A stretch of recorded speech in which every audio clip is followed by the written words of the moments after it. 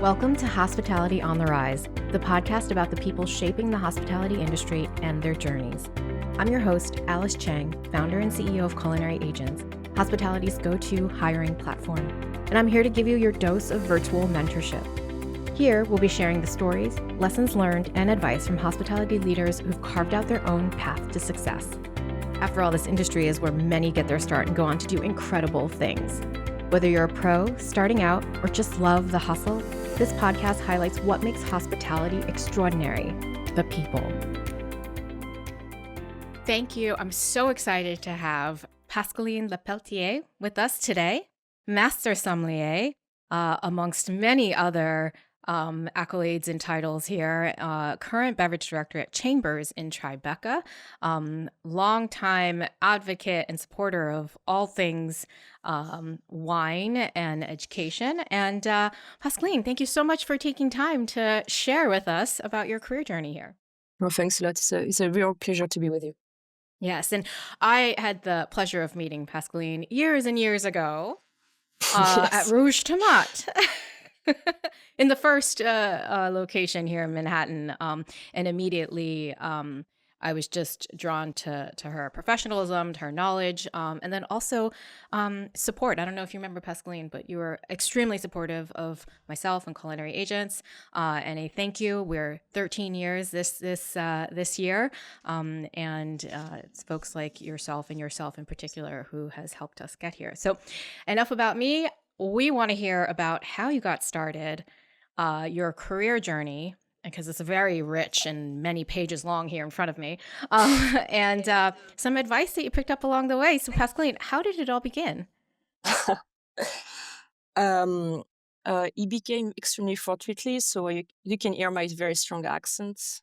I'm born and raised in France, and I was not at all supposed to end up in the hospitality world. I grew up in a wine region, but my parents didn't care about wine at all, and they didn't care about restaurants. And I discovered this world quite late in a career, which had a lot of different paths and detour before I entered restaurants. So I grew up in the Loire Valley. I went to public school. I played tennis a lot when I was a kid. I thought at one point I will go into a kind of more professional tennis career.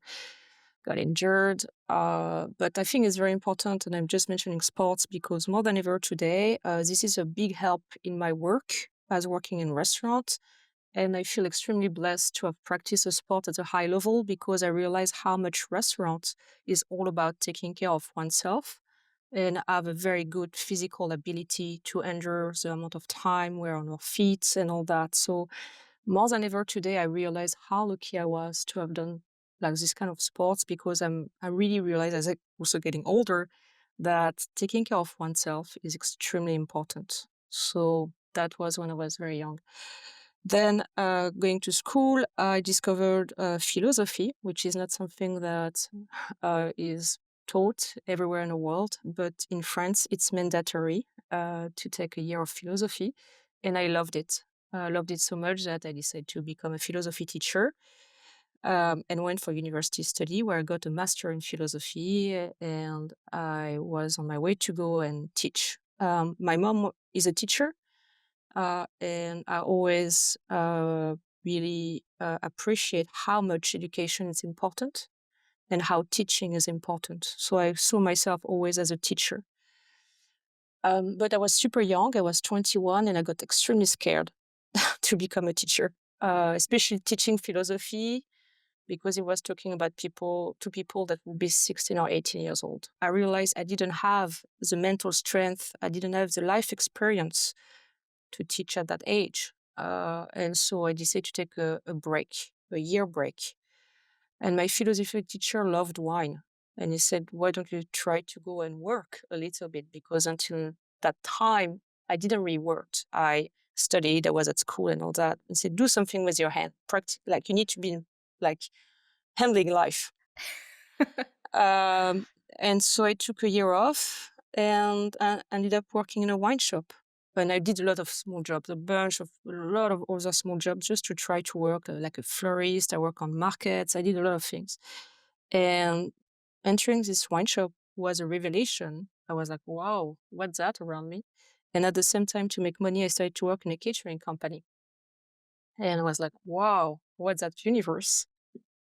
And that was the end. So I discovered the world of restaurant and wine. I really enjoyed it. I told my parents I was not going back to university for philosophy, but I would love to go in university or school for hospitality. They said, okay. I think they were very relieved for me not to be a philosophy teacher. And so um, and so what happened next, I was 22, I already all these diplomas, and most of the vocational school didn't accept my application. I was rejected because they thought I had too many diplomas and I would be stupid to go in restaurants. You have to think that was in 2003, 2004, and at that time, going to work in restaurant and hospitality school was really still seen as a dead end. Like it really meant that you couldn't do anything else with your life. It was really a very, very bad career choice. And all these directors were telling me, you're stupid. You need to go back to university. You need to have a real job. So I think I was just glad to be 22 and super, super, super determined. And so I said, no, this is what I want to do. I'm going to do it. And so I had to go back to university because university could take me, very ironically. And I did an MBA and a DESS, which is kind of an equivalent of an MBA in hospitality management. So I got my diploma. And during that time, I had to do a mandatory internship of 9 months where I was doing, my paper to have my MBA. And I ended up in a very famous catering company in Paris. Already at that time, I was back in university in my hometown. I was back in the Loire Valley, and I was already spending all my weekends in visiting wineries. I took every wine class I could. So obviously the wine bug was there. And I applied to do my 9 months internship to be at the assistant of the sommelier in this very important catering company. And they said no, they were not taking any girls. It was not for a woman job. So I still ended up in this catering company. I was doing planification for like 300 different Metro D and all the events all around Paris. And some of them became friends, and they really saw I love wine very, very much. And at the very end of my training, my internship, one of them brought me a 1937 Chateau d'Yquem. Chateau d'Yquem is a sweet wine from France. It's one of the most famous wine in the world. 1937 is an iconic, exceptional vintage. And they were tasting it for the wedding of the daughter of Bernard Arnault from LVMH. They were organizing the wedding, and there was to taste the wine for the wedding, for the dessert. And that tasting just changed my life. That day, I said, no way, I'm becoming a sommelier. That's wine. That's not catering. That's not restaurant. That's wine. And that night, went back to my hometown, Angers. I was 24 and 9 months. And I signed up for a vocational school to become a sommelier. And I could get in because it was until 25, and I could kind of balance out my internship and get all the credentials because it's very practical. And boom, here I was. So I was 1 year to become a sommelier, 1 week at school with 16, 17 years old, and 3 weeks in a restaurant. And same thing here, I extremely struggled to find an internship. People didn't wanted me. I had no experience. I had all these diplomas. I didn't know shit about food. I'd never worked in restaurants. And it took me a long time to find an internship. And I found one in a 2 Michelin star. And then it's history. So that's in short my pathway to where I am today. Wow. Wow, I didn't even want to interject any color commentary to that. Thank you. What great advice. Go do something with your hands, right? And that just shows, sometimes when you take a step back and you try something different, you may unlock a whole other side of passion that you were not aware existed. So thank you to your professor with that advice, because what you've done since then, trailblazer, the first woman ever to obtain the MOF in sommelier, and many other, pioneering, um, moves that you've made since then. So, what brought you? So now you're here. You're a sommelier. What brought you to the next stage in your career? So I stayed for a year and a half in this 2 Michelin star restaurant. It was an exceptional experience with one of the greatest wineists in France. And my chef was extremely famous to be extremely hard and tough, which was true. After a year and a half, I realized I wanted to go and travel and work abroad. I was 26-ish and I knew I wanted an international career. And something, it got very hard to find something. But by chance, my resume ended up on the desk of someone that was starting to develop this incredible concept of a restaurant that was Rouge Tomate. So there was an office in Paris. And they really enjoy for maybe it was because they were from Belgium and not from France. They really liked the fact that I had a double kind of education, one in university study and the other one more practical in restaurant. And they were looking for somebody to take over the beverage program and to develop different things. The whole concept was about health through food. So they wanted somebody that could work with scientists and nutritionists to develop how to eat and drink better and how to select, how to propose, how to offer. So you had to do a lot of research and work with university people and then to make it applicable and to restaurant. And so they thought I could do the job. So I got hired at Rouge Tomate in 2007. There was an office in Paris. I worked for a year to develop all the charter, all the programs to do the bev, and we were opening this restaurant in New York. They had a restaurant in Brussels, so I worked a little bit in Brussels for them, and then I prepared the New York opening, which happened in '08. At the end of 2008, and for some of you, you may not know because probably some of your listeners may not have been born at that time, but it was a very important economical crisis at the end of '08. And we opened a very massive restaurant that you went to in this out of the crisis. So extremely difficult beginning of opening, and 6 months in, we had to let a lot of people go because business was really, really difficult. And so they asked me to come to the US for 6 months to kind of rethink the concept and make it work with a team. And I stayed. Voilà. So I worked 10 years for this group. And it was an extraordinary moment of my career because it was all about creating a real sustainable environment at every level, from sourcing to design to what is in a plate to how we treat people in a restaurant and how to make it possible. And that was an extraordinary experience for me. So I worked 10 years for them in New York and then I stayed. And you stayed and you went on to open up your own projects and teach and mentor a lot of other folks. So tell me about branching out and starting your own project. So in fact, I didn't really study in my own project. I was lucky, and after Rouge Tomate, I wanted to continue into wine, and so I was lucky to get invited to collaborate in a place called Racine that was created and already um, here in the New York since 2014. And it was created by two really talented people with like backers from France and the US. And I joined as originally like a sommelier, and I became a managing partner of that place called Racine. And I discovered a bit more in depth what does it mean to be part and running a business. Racine was extremely really a life and business education on like a crash course, if you want. So it's a tiny restaurant of 55 seats. At that time was 75 on Chamber Street. And so we operated it, and then COVID happened. And I think I'm still traumatized about operating a business during COVID. So we managed to keep Racine alive until 2021, and then my chef decided to move on to be with his family. One of the partners decided to leave, and so we had to take a business decision. And the business decision was to transform this restaurant in a new restaurant with the same business partner, and that became Chambers. that we opened in June 2022. So I learned how to operate, manage,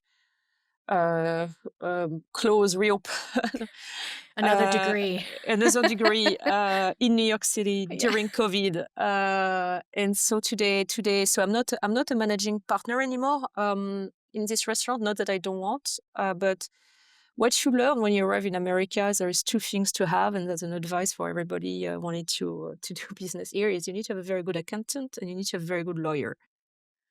There is a lot of laws, especially when you start to work with alcohol. And one of them is that you in New York State, you have a very complicated three-tier system between the production, the distribution, and the retail of the alcohol. And you can't be involved as partner in one of the tier and have financial interest in one of the other one. And I'm making wine. I have a small wine project in the Finger Lakes. I'm going to be involved in wine projects in the Loire Valley.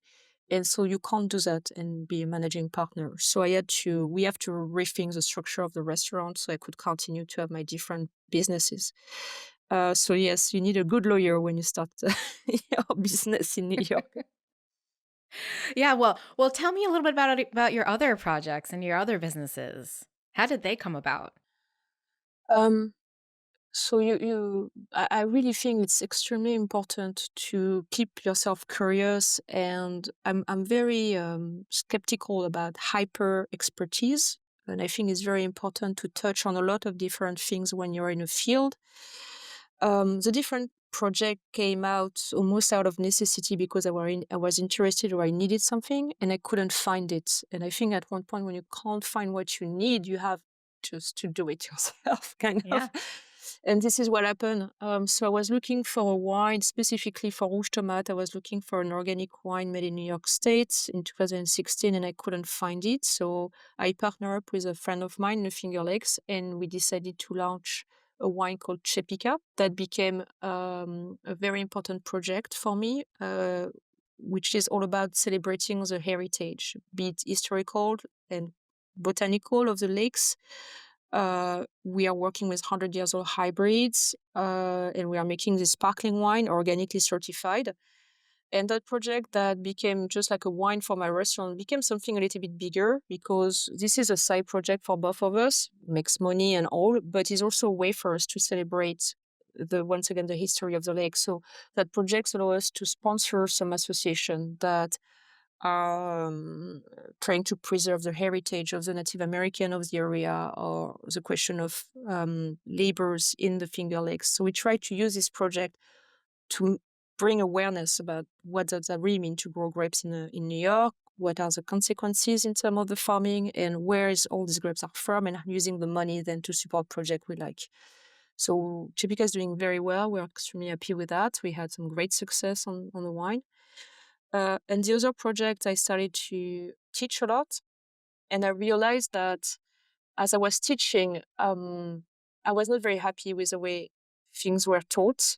And I think this is because I was teaching a lot in Europe before and I wanted to become a teacher. And so I realized that we were missing some tools and I decided to write a book. So I discovered the world of editing and publishing and writing, which is also a whole another beast. And so I wrote a book and that just got published in English after being published in France. And I write quite a lot. In fact, I have now a monthly column in a magazine in France since a few years. And so I'm discovering also all the work of journalism and being an author and the implication with that. So, and then I have a little business on the side that I created a little LLC to do some consulting on project that I'm interested by, where I keep on learning. And so for people, it looks like there is a lot of things, a lot of direction. But in fact, the way I see it is about how each project is feeding the other, how each project is allowing to create a network, develop certain ideas, put perspective, create opportunities for each business for the other one. And this is how I see it, a bit like a galaxy of businesses. Kind of a culmination of your personal experience and passions, right? You've taken the skills and the natural abilities you have, connected with, new discovered passions and what you're currently doing, and have built this little galaxy for yourself. I think that's wonderful. I'm learning so much. Even though I've known you for many years, I'm learning so much. I'm fascinated by this, and I love what you said about, you saw a need for something and you created it because it didn't exist. And I think that sometimes is when the most brilliant businesses and ideas and most meaningful, impactful ones come to fruition. So, for those of us who are curious, where can we find your wine? It's available mostly in the Northeast America. You can find it in New York on some good wine shops. We're going to release a new vintage in 2 weeks, in like 3 weeks, I think. And we also have the wine a little bit in North Carolina, North Georgia, Colorado. We have it in Canada. And we have my partner, Nathan Kendall, has a little tasting room in the Finger Lakes. So you can also see it and taste it in the Finger Lakes. It's a small volume project, but it's well distributed all around the state, and you can order it online from the website of the winery. So, Perfect. Direct to consumer. I like that. mm, Um, mm. okay. So, I would ask you what's next, but it sounds like you have a lot of projects, all fitting together. Um, what do you predict is the next thing? What's the next gap or need that you see that you want to fulfill? I think what I'm working on right now is when I see the need, it's more an evolution of the industry. Uh, you know, I think there is still a lot of prejudices against hospitality industry as not being the most healthy, very demanding, extremely hard on oneself, and we can see that with crisis of vocation, and you know that, and it's thanks to your website, and we're using it quite a lot to find the right people to work with us and to stay and to do a career in restaurant. I really believe restaurant can be extremely fulfilling, and we need to continue to give the opportunity of people to be fulfilled and have a great life and with it, and a career and making really good income, which, as we know, is always problematic and still. Um, but I see myself working more, developing a new way of seeing the wine and the consumption of alcohol, which is also kind of a dirty secret in our business, or something that we don't talk about the health issue. And today has been put on the forefront with so many articles talking about alcohol consumption, and alcohol is really bad, and is like the health issues with that. And we see where it goes right now with a lot of temperance movement. And I would like to try to bring my stone about rethinking how to taste and wine, and in general, how to educate the taste, to bring it as a way of mindfulness. So how to combine and to realize how much of expert of taste we are, that we are, by being this taste expert, knowing how to taste and how to talk about it and to share it. There is an incredible amount of power, including political power in it. And how can we also showcase that there is ways to have even more mindfulness about oneself by doing so. So I'm working on a book. I'm working on a new methodology on how to learn and how to taste wine, new practices that could help people to feel better and to be better in their body when they work in restaurant. And I'm working on that right now with a bunch of different people, from physical coach to yoga teacher to neuroscientist, to neurologist to nutritionist, and try to bring that to life. So this is what I'm working on right now, in that need of telling people that yes, they can have they can feel better, they can be better, they can be happier if they understand a bit more how taste work, and share it in restaurant. I love it. I agree with you. And what we've seen, and is an overall trend, is not only this focus on professionalism in hospitality as a career, but also overall health, right? Everything, like you said from in the beginning, from a physical, from taking care of yourself so that you can physically continue to take care of, others and work the job and stay on your feet for those hours and lift those, wine cases, etc. that needs to be done, all the way to mental and how, all the pieces fit together and how that can be sustainable. Right. So, sounds very exciting. Look forward to it. Well, Yeah. I think, one of the things also that I notice is a common trend for you going back to your career path is that you've been the first woman to receive certain recognitions. In France, in multiple areas. Is that, I want to say, is that intentional? But obviously, that's kind of a silly question. Um, I think highlighting you said earlier about determination, and clearly you were determined. It seems that you've been very intentional and thoughtful in all the different kind of steps that you've taken to build out your career here. Any advice for folks who might be at earlier stages and trying to start out, you know, doesn't matter gender, what they should be thinking about, how they can navigate some of the things that are working against them.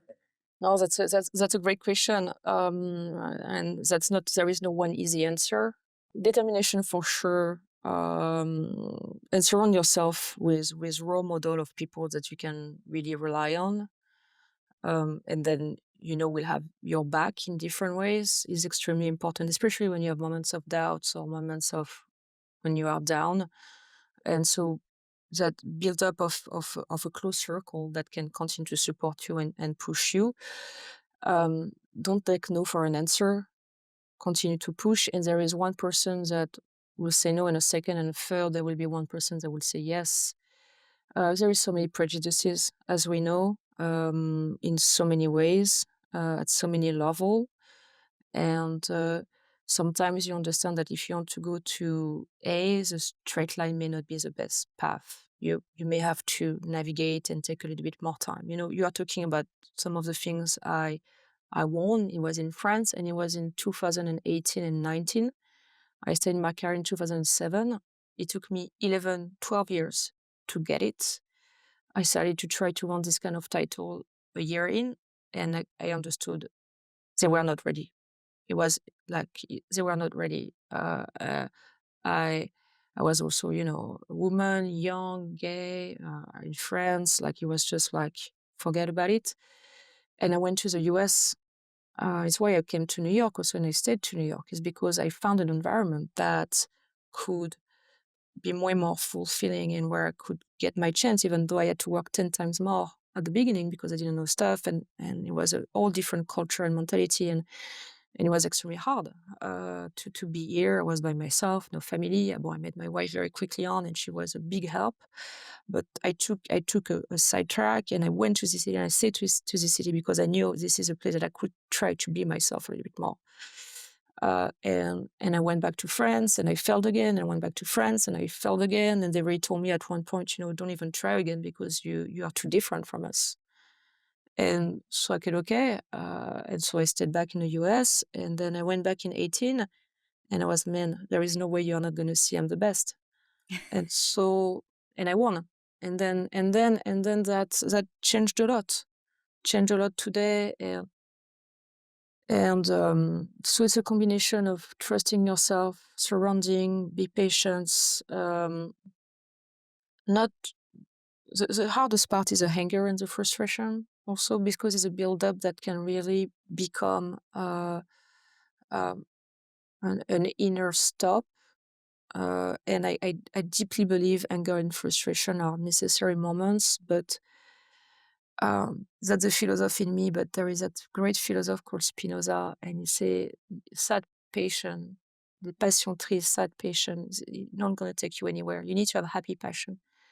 And so I understood that frustration and anger will just build up and will not allow me to be myself because I will be always in a grunge. And so how can I switch a little bit and to find moments with joy? Because only joy will be able to push me up and to go to do crazy things that could move me forward. So this mix of community, being with people that are honest with you and are able to tell you yes, no, and be very realist about your own ability, understand what you can change and can't change, work on the discipline to change, take every little step.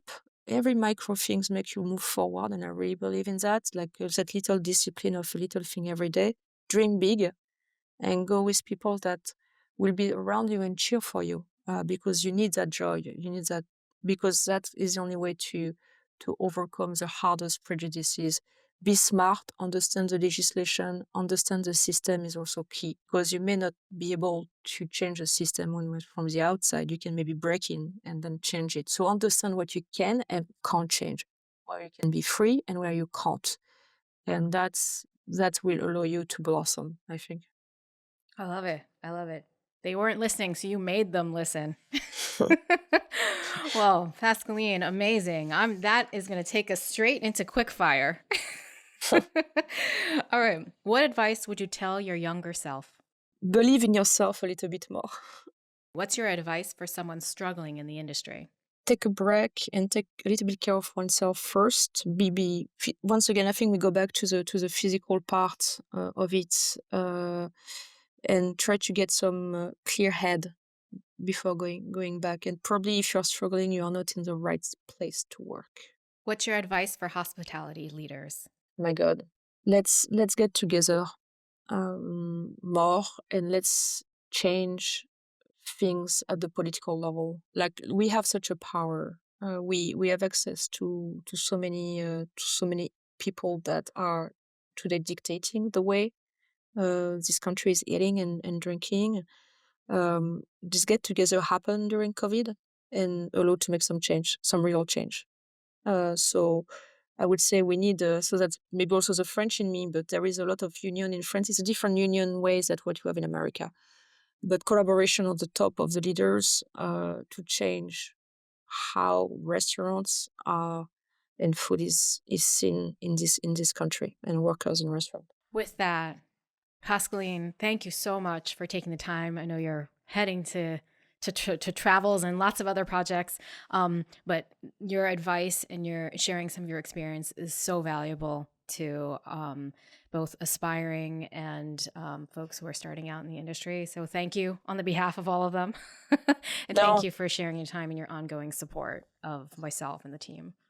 No, thanks for all you do. I think it's great. It's bravo, 13 years, and you're here stronger than ever, and you are really, really a big force, and it's really great the way you've been allowing so many of us to find the talents and to continue to work in this industry. So bravo. Thanks for all the work. Thank you. Thank you. Remember, success looks different for everyone in hospitality. No two paths are the same.